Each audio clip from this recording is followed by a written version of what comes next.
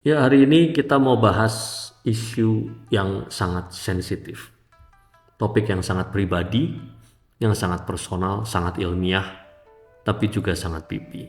Ya, nggak usah serius-serius. Kita mau bahas muka saya ini. Muka saya kenapa? Pipi saya sebelah kanan ini ternyata saya baru sadar ketika ngerekam video yang kemarin tayang, cek di deskripsi. Eh, Sebelah kanan ini ternyata lebih besar daripada sebelah kiri dan saya baru nyadar kalau muka saya nggak simetris ketika ada di depan kamera. Dan ternyata usut punya usut ada hubungannya dengan pencabutan gigi geraham saya dulu 8 tahun yang lalu. Sebelum ini saya agak ganteng, cek foto saya ini. Nah, ganteng kan? Nah, sekarang udah tua, botak, jelek, nggak simetris, jeleknya mentok. Nah, inilah yang terjadi dan saya pengen tahu. Jadi saya kemudian tanya AI dan kita mau dengar jawabannya sama-sama.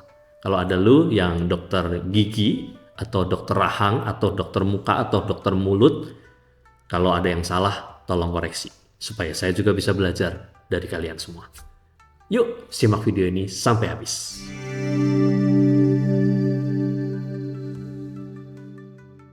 Ya, tadi ceritanya udah sedikit ya bahwa pipi saya ini besar kanan daripada kiri.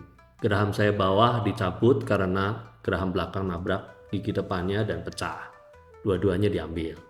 Lalu geraham atas karena ada kerenggangan sedikit antar gerahamnya, ada makanan yang mungkin sudah berhari-hari, berbulan-bulan bahkan bertahun nyisa di situ, lalu bikin keropos di bagian sela-selanya yang nggak bisa ditambal.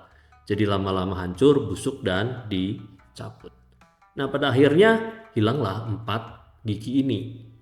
Kalau kamu bilang ini penyangga, ini lemak, kayaknya bukan lemak deh. Kayaknya gue tahu deh. Gue bapak 3 anak dan gue tahu mana yang lemak, mana yang bukan. Kayaknya ini otot deh. Kenapa?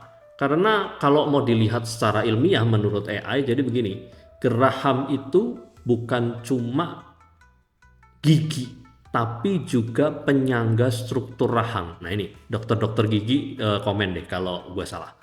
Penyangga struktur rahang. Karena geraham letaknya di belakang, mereka bekerja sebagai fondasi dari sisi wajah. Jadi wajah kita ada fondasi dari geraham.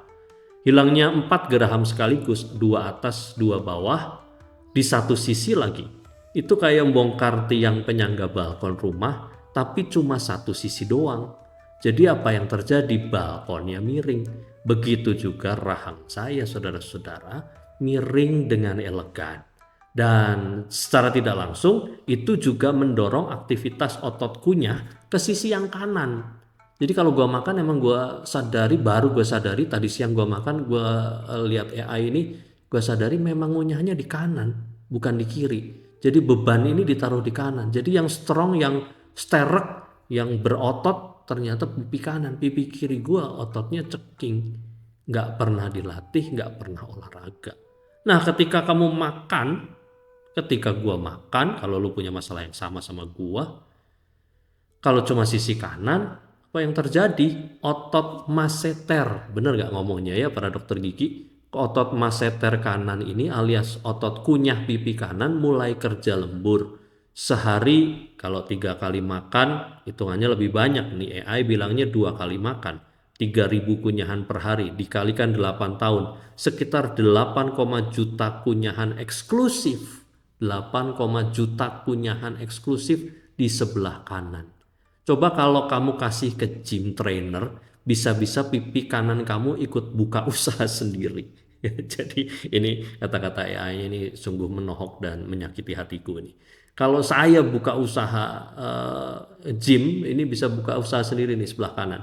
Dia udah berotot sekali. Akhirnya pipi kanan bukan cuma besar, tapi dia juga sombong. Kalau selfie, emang pipi kirinya jadi kayak ngambek. Kenapa ya? Mungkin nanti kalau selfie kayaknya gue harus miring sedikit supaya kelihatan agak simetris dan agak sedikit ganteng lah. Nggak ganteng tapi agak ganteng aja. Tapi bukan itu saja, ada juga faktor gravitasi. Usia 30 tahun ke atas, gravitasi mulai main peran.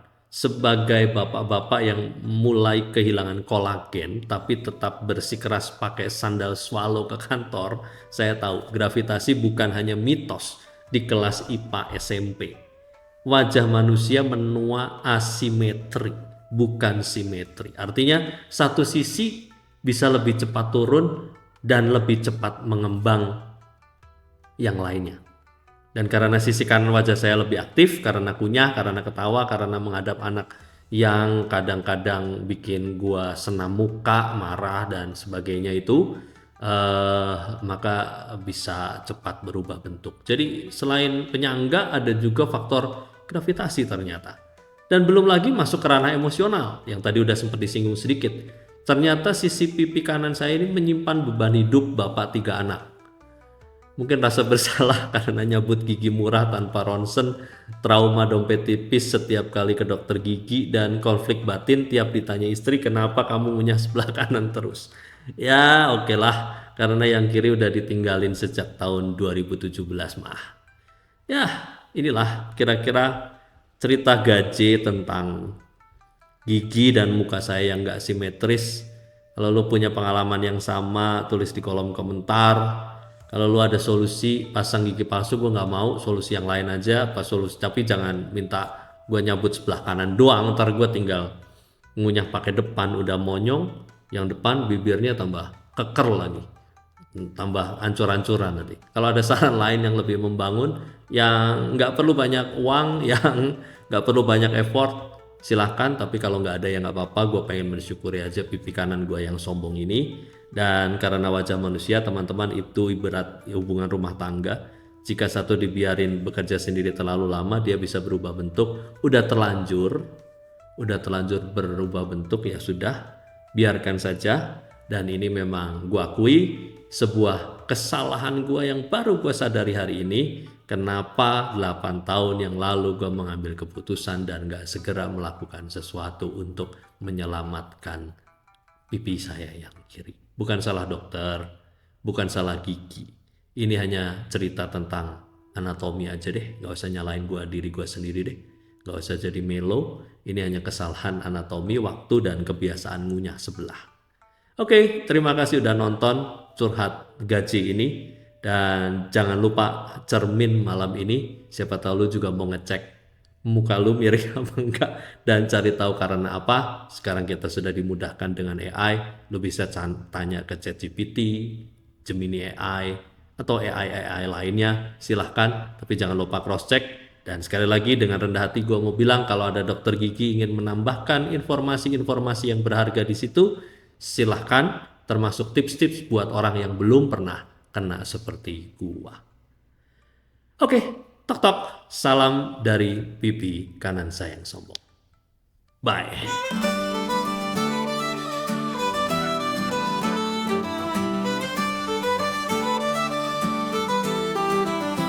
Saat gelap menyelimuti hati, kasihmu datang selalu abadi, mengajariku untuk mengampuni, mencintai tanpa benci di diri.